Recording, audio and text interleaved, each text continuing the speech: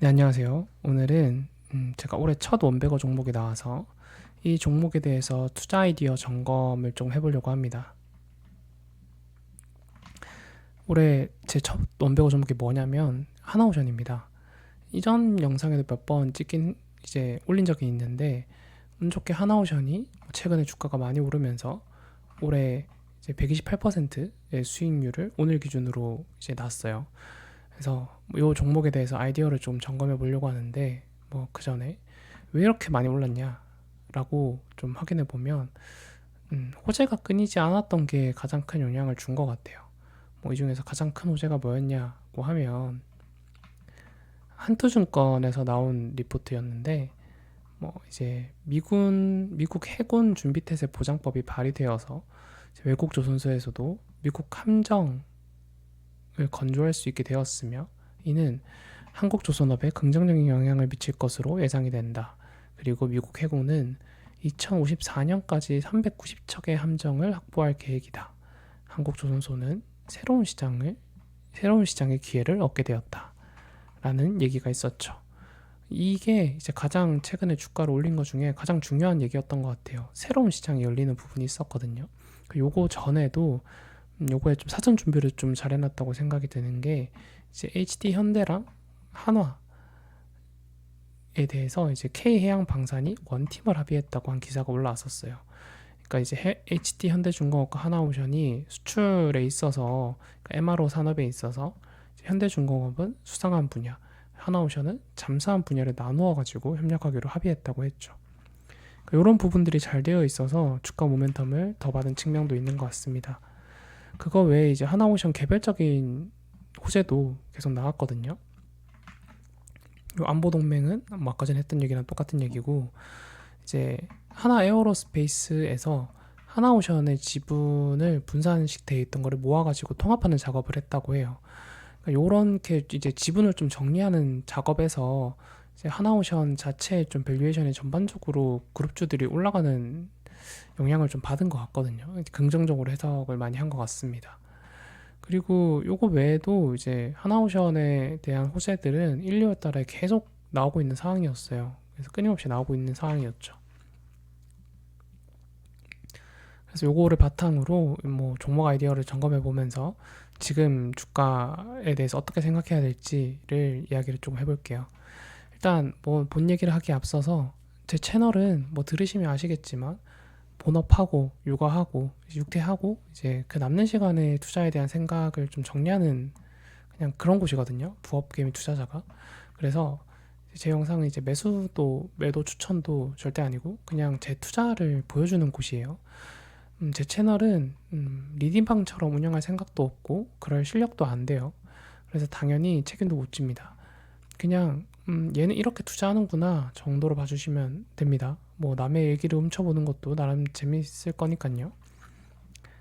그래서 본 얘기로 넘어가 보면 하나오션은 전형적으로 제가 이제 매크로 아이디어를 기반으로 선택한 종목이거든요.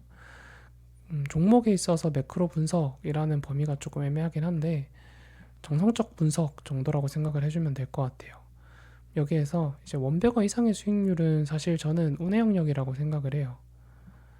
매크로 기반의 투자를 할 때 저는 이제 종목을 고를 때 업사이드보다는 악재가 적은 곳에 초점을 맞춥니다. 뭐 그러면서 호재가 많으면 더 좋겠죠. 그러면 이 악재가 적은 종목을 골랐으면 그 다음에 이제 제가 펀더멘털 분석이나 추가적인 분석을 조금 더 한다면 아무래도 높은 수익률을 기대할 확률이 조금 더 커지긴 하겠죠. 그래서 이제 하나오션에서 제가 가진 매크로 기반 투자 아이디어는 마가입니다. 이 마가요. Make America Great Again의 마가요. 그래서 이 마가 기조 아래 미국은 패권 강화를 위한 노력을 하는 게 여러 가지가 있는데 그 중에 두 가지 핵심 요소가 하나오션과 연결이 된다고 판단을 했어요. 바로 에너지와 해군력입니다. 트럼프는 취임 이후에 에너지 정책에 대전환을 선언했죠. 미국 에너지 해방 행정명령에 서명을 했고 LNG 수출 허가를 재개하고 신속화해서 글로벌 에너지 시장에서 영향을 확대하고자 했어요. 미국이 세계 최대 수출국이 된 결정적인 계기는 다들 아시겠지만 러우 전쟁이었죠. 전쟁 이전에는 유럽 국가들은 러시아의 천연가스 파이프라인, 이제 PNG에 의존하고 있었죠. 하지만 러우 전쟁 이후에 러시아가 PNG 공급을 중단하면서 이렇게 유럽 국가들은 에너지 위기를 겪었습니다. 다행히 이 시기에 미국은 셰일 혁명이 있어서 천연가스 수출이 가능한 정도로 공급이 많은 상태였어요. 그래서 이후 유럽 국가들은 미국 LNG 수입 비중이 증가를 했어요. 유럽 말고도 다른 국가들도 에너지 안보 우려로 수입처 다변화를 추진했죠. 그래서 미국의 LNG 수출은 2028년까지 2배가 증가할 예정이라고 해요. 현재부터요. 그런데 이제 LNG 수출용 선박을 건조를 해야 되는데 미국의 조선이 망한 상태입니다. 미국은 1960년대까지는 세계 최고 수준의 조선 강국이었거든요. 그런데 그 사이에 이제 임금이 상승하고 투자가 감소하고 하면서 쇠락의 길을 걸었어요. 현재 미국은 연간 5천만 건조할 수 있는데 이에 반해 중국은 연간 1,700척이나 건조할 수 있다고 하죠. 등록 선박수도 미국은 200척밖에 없는데 7,000척 가까이 중국은 있습니다. 대충 규모가 연간 생산할 수 있는 규모만 봐도 한 300배 정도는 차이가 나거든요.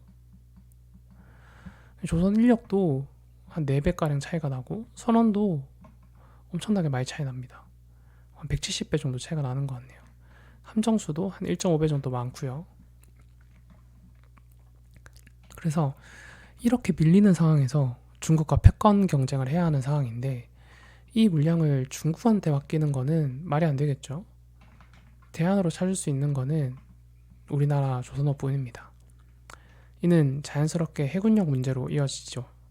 중국의 해군력은 이미 미국을 앞섰어요. 위에 함정수만 봐도 1.5배 수준이고 함정 수뿐만 아니라 크기도 이제 미 해군 장관 경고 이러면서 기사가 나온 적이 있는데 중국 함정이 우리나라보다 크게 개수도 많은데 크기도 크다고 해요. 이제 미국이 패권을 유지하려면 사실 패권의 기본은 군사력이거든요. 그래서 군사력 측면에서 중국의 해군력을 따라잡아야 하는 상황입니다. 그러나 쇠퇴한 미국의 조선업으로는 이제 원하는 수준의 군함을 건조하기 어려운 상황이에요. 이런 상황에서 대안으로 고려할 수 있을 만한 국가는 일본과 한국 정도입니다. 일본은 오래전부터 동맹국으로서 MRO를 맡아왔죠. 그런데 현재 일본은 이제 현재 일본의 MRO 이제 공급만으로는 늘어난 수요를 감당하기 어려운 상황이에요.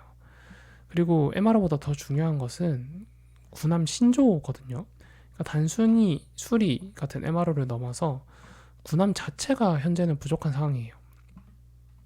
근데 이 신조 분야를 놓고 보면 저는 한국이 일본보다 우위에 있다고 생각을 했거든요. 이거는 이제 그냥 일반 조선의 기술력도 그렇고 우리나라의 군함 건조 기술을 고려했을 때 한국, 일본보다 이제 조선을 건조하는 거에 있어서는 실력이 뛰어나다는 거는 이미 나와 있는 사실이었고요. 그런데 방산 분야는 이제 동맹 협력 관계가 핵심이라서 아무 국가에나 맡길 수 없는 특수성이 있습니다. 그래서 이게 일본이 아니라 우리나라한테 올 수 있을까라는 생각이 들기도 했는데 트럼프가 당선된 후에 한국조선업에 확실한 러브콜을 보냈죠. 이제 11월 7일부터 얘기가 나왔는데 이제 미국 조선업에 한국의 도움과 협력이 필요하다라고 언급을 했고 군함 건조 유지, 보수 협력의 필요성을 강조했죠. 이렇게 직접 전화하면서요. 그래서 이 얘기를 보고 우리나라의 이제 MRO뿐만 아니라 군함 신쪽 시장까지 열릴 가능성이 크게 높아졌구나. 이럴 가능성이 있겠구나라는 생각이 들었어요. 이후에도 트럼프는 한국조선업과 협력을 지속적으로 강조해왔죠. 그리고 현재는 아까 봤지만 해군 준비태세 보장법 발의를 통해서 이러한 의지가 되게 구체화되었다고 볼 수 있어요. 그러니까 이 가능성이 매우 많이 올라갔죠. 이 두 가지 패권 요소에 모두 영향을 받는 기업들 중에 가장 매력적인 곳이 어디냐라고 했을 때 제가 꼽은 것은 하나오션이었습니다. 매크로 관점에서 다른 종목들과 비교했을 때 조선업의 가장 큰 강점은 리스크가 낮다는 거였거든요. 그러니까 이게 어떤 측면이냐면 미국의 매우 매우 중요한 산업이에요. 지금 조선업은 패권을 위해서요. 그런데 이제 미국에 없는 거죠. 우리나라에만 있는 거죠. 우리나라에만 경쟁력을 가지고 있다. 이거 외에 다른 산업들은 뭐 이때 각각 맡던 뭐 전력기기라던가 변압기라던가 뭐 요런 부분들은 사실 미국에도 있는 것들이에요. 그런데 우리나라한테 이제 경쟁력이 있다는 정도거든요. 그래서 우리나라 경쟁력이 충분히 높은 상황이고 우리나라 밸류 주식들의 밸류도 이제 좀 미국에 비해서 싼 편이긴 했지만 어, 정말 뭐 리스크가 없다는 건 할 수 있는 수준은 아니었어요. 뭐 관세가 부과될 수도 있는 부분이고 다른 이제 문제가 생길 수도 있는 부분이었는데 조선업만큼은 미국엔 없는데 패권 경쟁을 위해서 필요한데 우리나라가 가지고 있는 거기 때문에 리스크가 굉장히 낮은 편이었죠. 물론 현재 이러한 내용들은 이제는 시장에서 많이 이제 알고 있는 얘기죠. 그러면 뭐 투자 아이디어의 얘기는 좀 넘어가고 이제는 주가가 이미 많이 올랐으니까 언제까지 갈지를 좀 이야기해봐야 될 거인 것 같습니다. 될 때인 것 같습니다. 주가가 제가 이 주식을 샀던 시점이 한 이제 요 정도 시점들인데 이때 이후로 엄청나게 단기적으로 많이 올랐어요. 그래서 애널리스트들의 밸류에이션도 주가를 따라가지 못하고 있는 상황입니다. 연이은 호재가 계속 나오고 있어서 그런 거죠. 그러니까 기존 밸류에이션에서 제가 생각했을 때 가장 강화된 부분은 해군 신조 시장이 불확실성이 있거든요. 그래서 요거의 밸류를 기존까지 이제 밸류에는 업지 못한 것 같아요. 이 부분의 가치 산정은 근데 쉽지 않습니다. 왜냐하면 사업 규모나 진행 방식이나 수익성이 아직 이제 뭔가 나온 게 없거든요. 그냥 신조 시장이 개방이 될 것 같다인 거지. 만약에 이제 이런 거를 볼 수 있는 가이드라인 같은 게 나오면 밸류에이션 산정의 근거가 좀 생길 수 있겠지만 현재로서는 정보가 없는 상황입니다. 이런 상황에서 고점을 예측하려고 하는 거는 좀 옳지 않을 수도 있어요. 그러니까 맞지 않을 수도 있는데 이것보다는 저는 가격이 충분히 반영될 때 기다리는 게 좀 더 낫다고 봐요. 제가 과거에도 섣부른 고점이라고 생각한 이제 그런 게 있기 때문에 놓친 기회비용들이 되게 많았거든요. 그러니까 예를 들면 이제 제가 이미 많이 올랐다라고 생각해서 판 다음 날에 바로 상한가를 간 것도 한 5번은 넘는 것 같아요. 바로 가지 않고 뭐 그 이후에 이제 주가가 많이 오른 거는 뭐 훨씬 더 많죠. 셀 수도 없어요. 이런 때는 제 생각에는 이제 가격보다 시간을 좀 더 볼 필요가 있다고 생각을 합니다. 우리가 이제 주가 조정을 논할 때를 보면 가격 조정이랑 기간 조정을 좀 나눠서 얘기를 하잖아요. 그러니까 가격이 이제 고점도 근데 저는 가격도 오른 것도 봐야 되고 기간도 좀 봐야 된다고 생각을 해요. 그러니까 다르게 얘기하면 시장이 가격을 충분히 받아들일 때까지 좀 기다려봐야 되지 않냐라는 생각입니다. 물론 이 과정에서 현재보다 주가가 더 하락할 가능성도 높죠. 그런데 주가는 이제 일반적으로 상승할 때든 하락할 때든 좀 비이성적으로 움직이는 측면이 있거든요. 근데 이 비이성적인 움직임이 무조건 잘못된 것으로 보고 도덕적 잣대를 들이딛는 것은 적절하지 않다고 생각을 해요. 현재의 밸류에이션이 비이성적이라도 시장이 이 가격을 어떻게 보냐가 좀 나올 때까지는 좀 더 지켜봐야 된다고 생각을 합니다.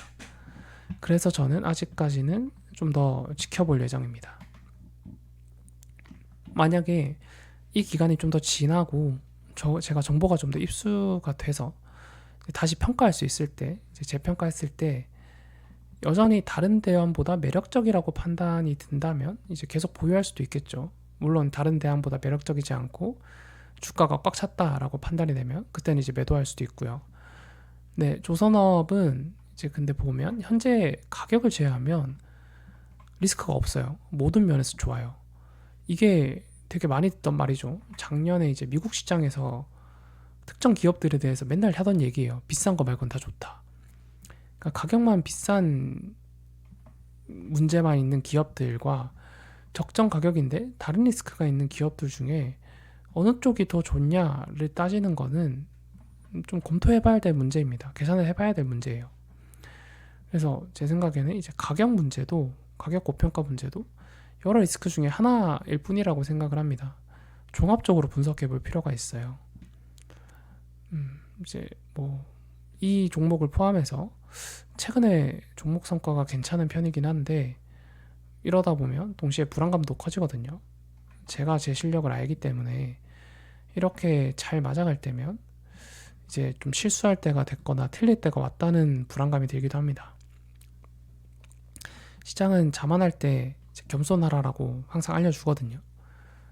네, 이제 제가 놓친, 뭐 제가 지금 할 수 있는 것들은 특별한 건 없고, 제가 놓친 뭐 좀 디테일들이 있는지 조금 더 꼼꼼히 살펴보고 좀 검토하는 거 말고는 할 수 있는 게 없습니다.